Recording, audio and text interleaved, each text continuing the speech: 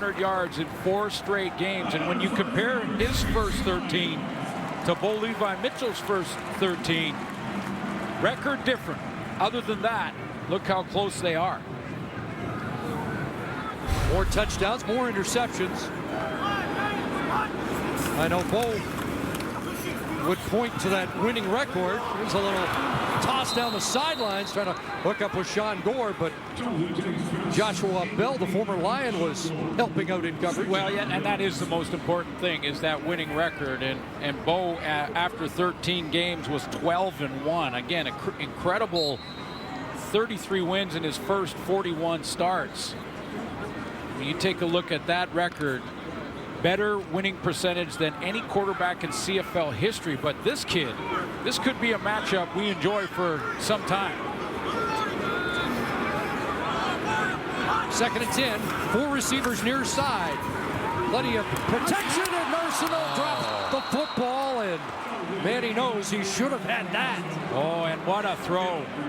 What a throw in a small window in coverage, and that's why Arsenault is upset with himself. He's going to run this dig coming across the middle.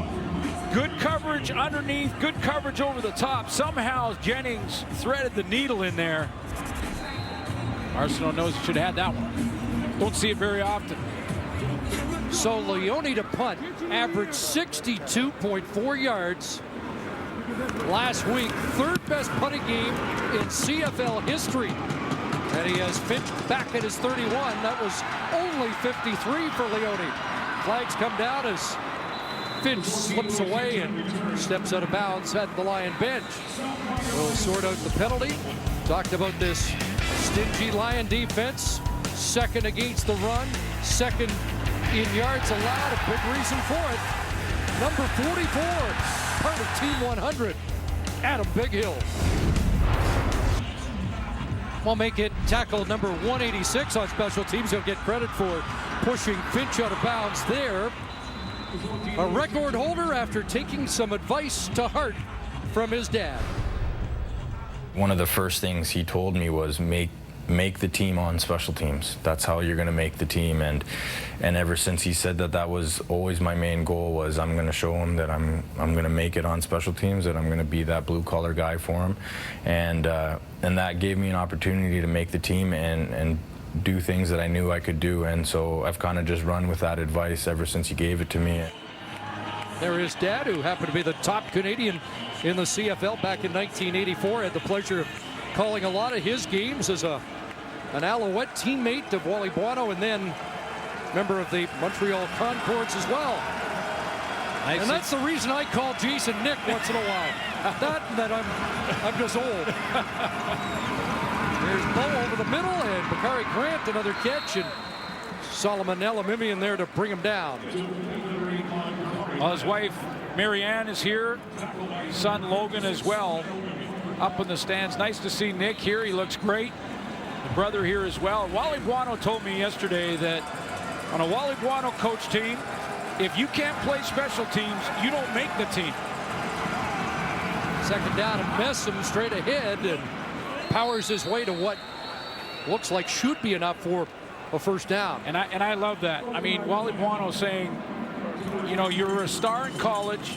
You may have been even a great receiver in the NFL. Receiver or not, if you can't cover kicks, if you can't play on the teams, you can't make the football team. Iraqi's still trying to play defense, but valuable member and respected teammate.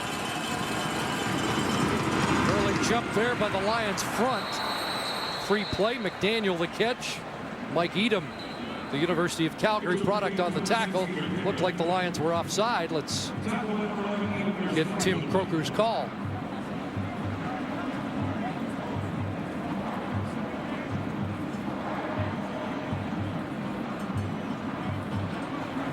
Looking for a number. Offside, BC, number 92, 5-yard penalty, still 1st down. Brian Turner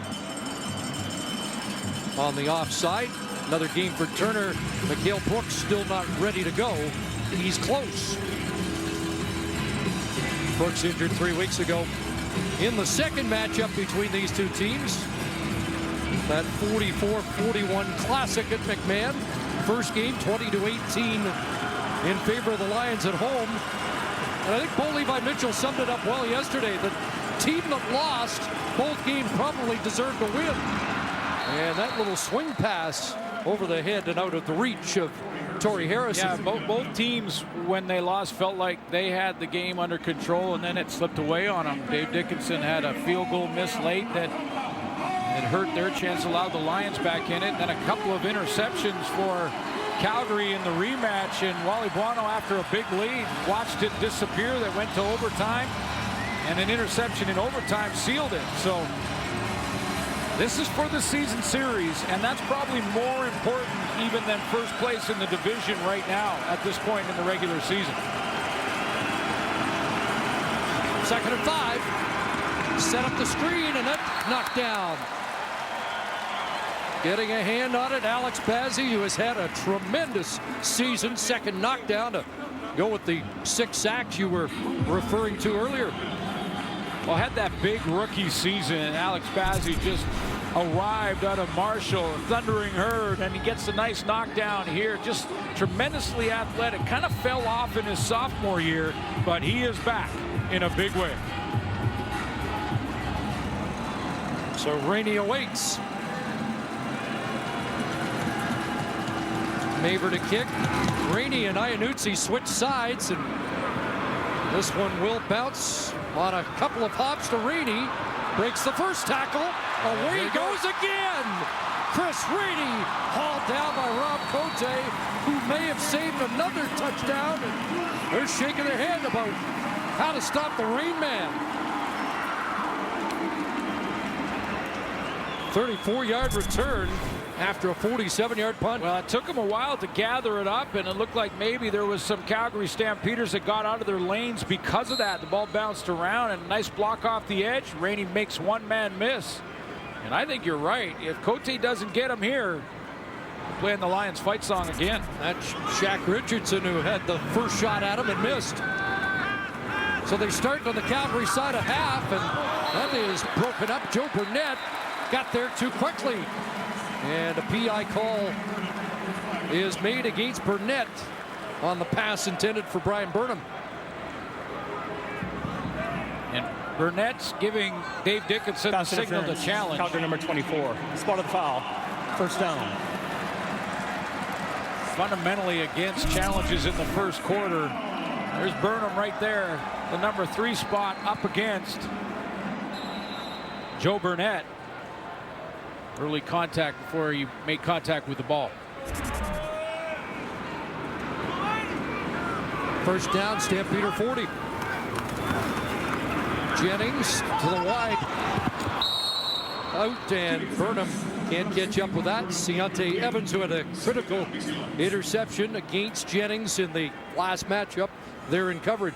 Yeah, his first game for replacing Fred Bennett, who's since been traded to the Saskatchewan Roughriders, and Ciante Evans had that big play in that game. Got the comeback started.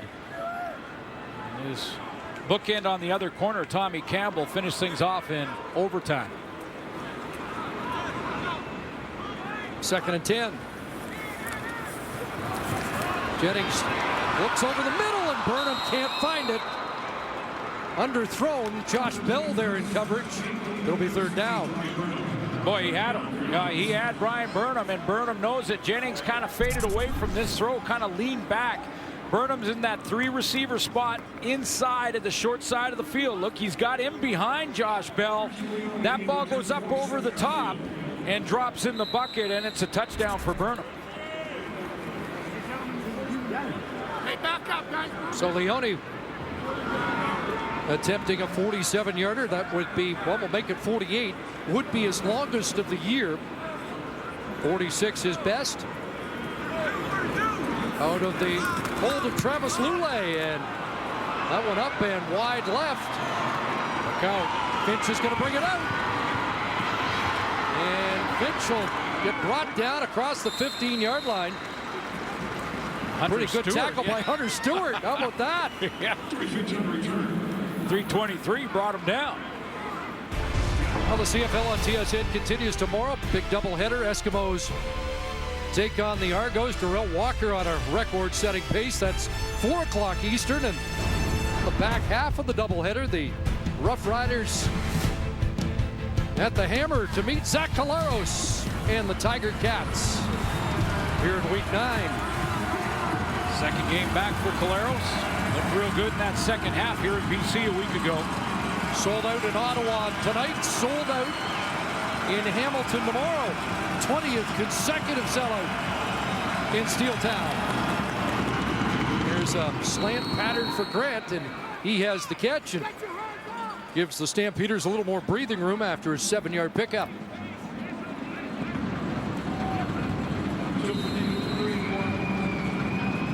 Haven't heard from the newcomer to the Stampeder offense yet, Davaris Daniels out of Notre Dame.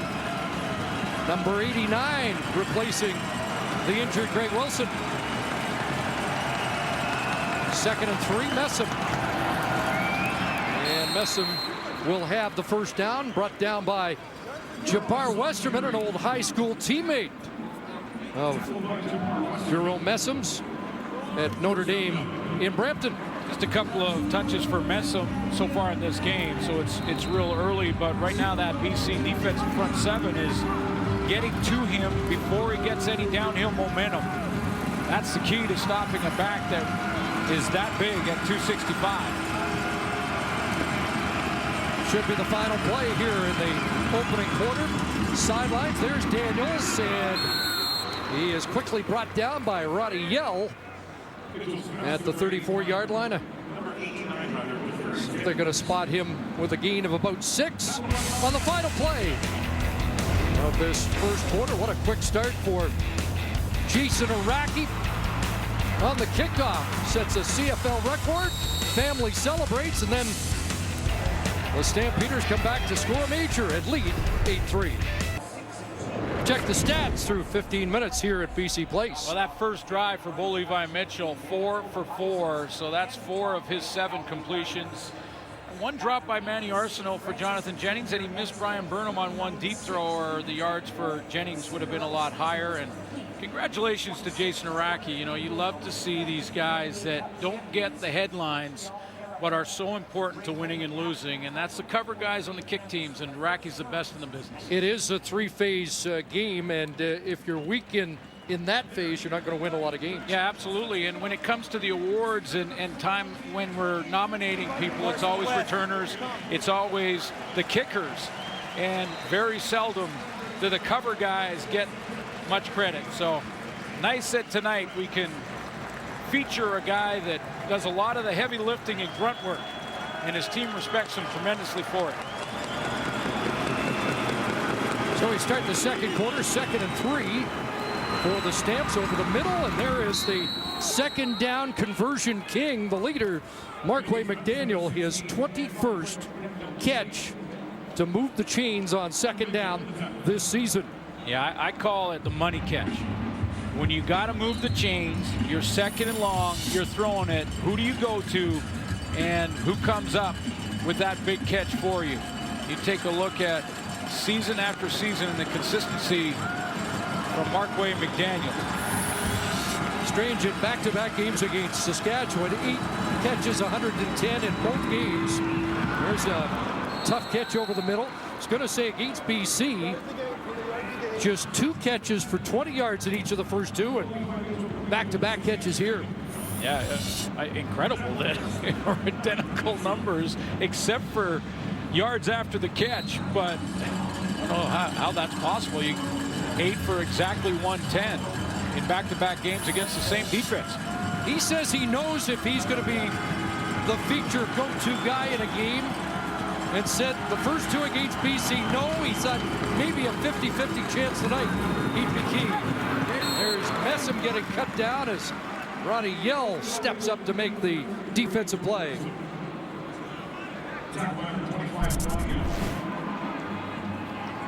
Bo Levi Mitchell, one of the most patient quarterbacks in the league, especially on first down, to work these under routes to the backs, heading to the sideline. Those quick crossers, only 2-3 yards. He has trust in his teammates to pick up the extra yardage on their own. Mitchell over 100 already.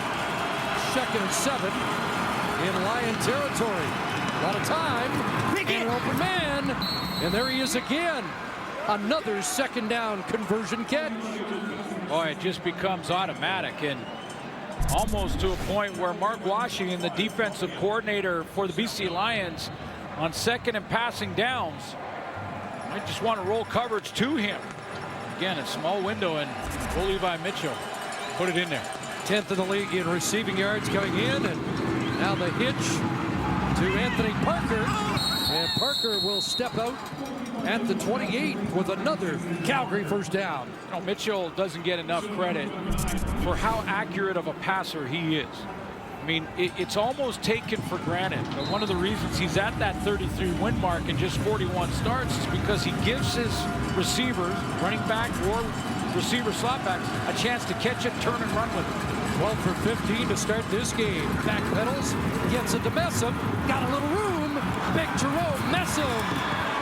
And he'll step out around the 12, and a flag flies at the end of that play. And let's find out if that's an illegal block or not. Maybe, but it looked like first down was gained when the penalty occurred for Messam. Watch how Mitchell here throws 4 yards it are around gained, pressure. holding. Calgary number 89. 10-yard penalty, first down. That's the newcomer Tavares Daniels getting called on the hold. Take a look at how he throws it around coverage there, or excuse me, that pass rush coming up the field. There's the hold. Daniels on Stewart. So they mark it back 10. Dave Dickinson wants to know why yards gained were not acknowledged, and then the penalty. And I think that's what's happening right now. They're discussing that, and they're going to remark this football. Looks like he had about 14 before the holding call. And I don't think he's going to win the argument.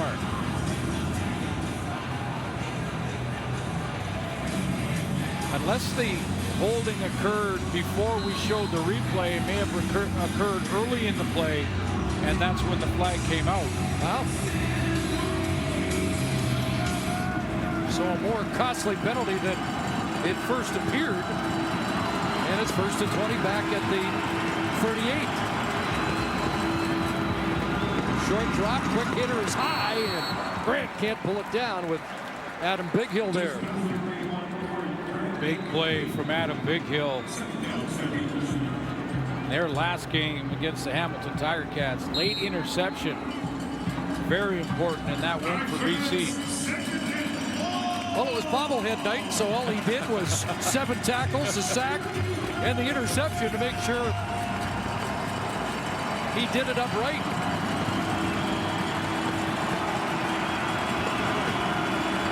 Second and 20.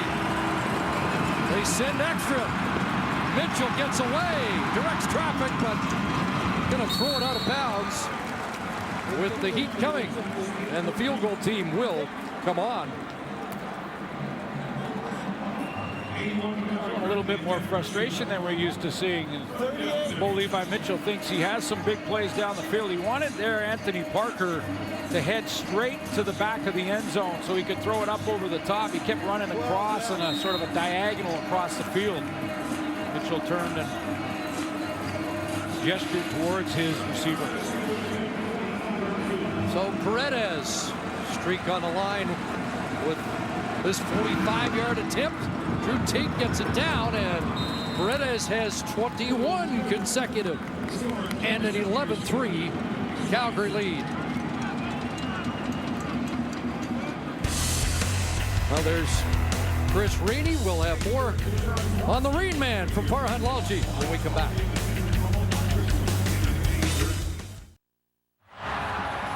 Chris Rainey's been a nightmare against Calgary with more. Back to the sidelines here again, Farhan. Yeah, guys, 3 games coming into this, and Chris Rainey has scored 4 touchdowns against Calgary and averaged over 217 return yards per game. I asked him why. He said he has no idea. It's just random. Mark Killam, the special teams coach in Calgary, has a different perspective. He thinks at times they've actually outkicked their coverage, and in their end players on their various special teams have not been in position, and they've allowed him to get to the edge quick. He says at times they'll obviously try to kick away from him, but they also want to kick it short. And the other challenge of facing a guy like Rainey as opposed to a Brandon Banks is that he doesn't just want to get to the sideline. He's got a running back mentality. He'll also get straight up the field if he can. Last year in the same game, a couple of 103-yard touchdown returns. This year, 95 and 72-yard touchdown returns. Not going anywhere this time, is he? Good downfield cover by Mark Killam's crew. Well, it's been coincidence in some ways against Calgary, but he has been unbelievable against the Stampeders, but has done a lot of damage against other teams too. I talked to Jason Araki about his return man, Chris Rainey. He said, we watch him on film sometimes, and he makes cuts that I would blow an ankle out on. He is so sharp on some of these cuts. If Jonathan Jennings can get things going after a slow start, at least statistically. Jeremiah Johnson, the ball carrier.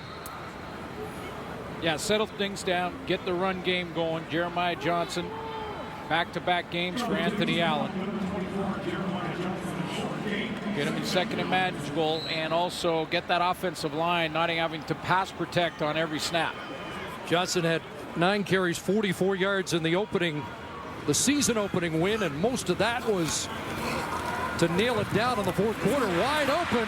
Here's Arsenault. A lot of room to run. And Josh Bell will bump him out on the Calgary side of half. If you don't follow Manny Arsenault on Twitter, Chris, you should. Because, first of all, it's inspirational. Because this guy will come up with sayings and slogans and things, but he'll also occasionally post pictures.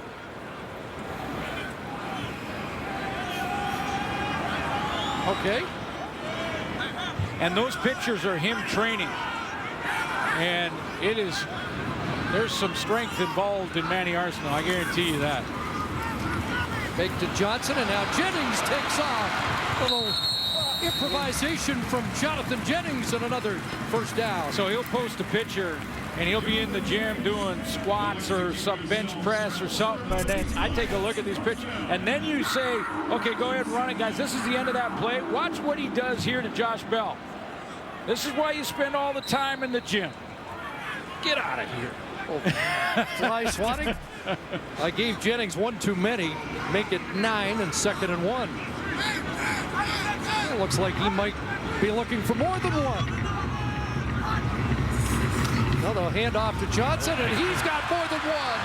Second level. There's another straight arm. A little Heisman there. Sent crashing into the signage that draws a flag, and Jeremiah Johnson will celebrate from his backside. Ron Mayo got up arguing immediately. Felt like he had a chance.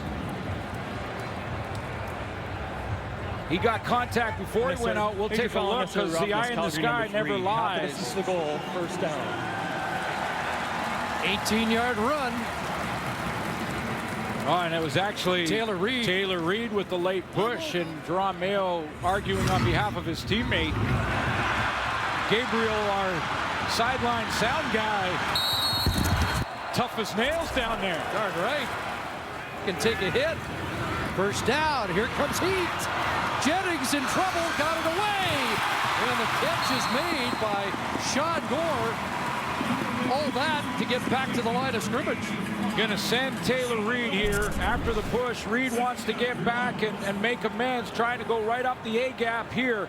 Causes some problems for Jonathan Jennings. Both Mayo and Reed on the blitz. Now he's flushed out of there and strong arms it.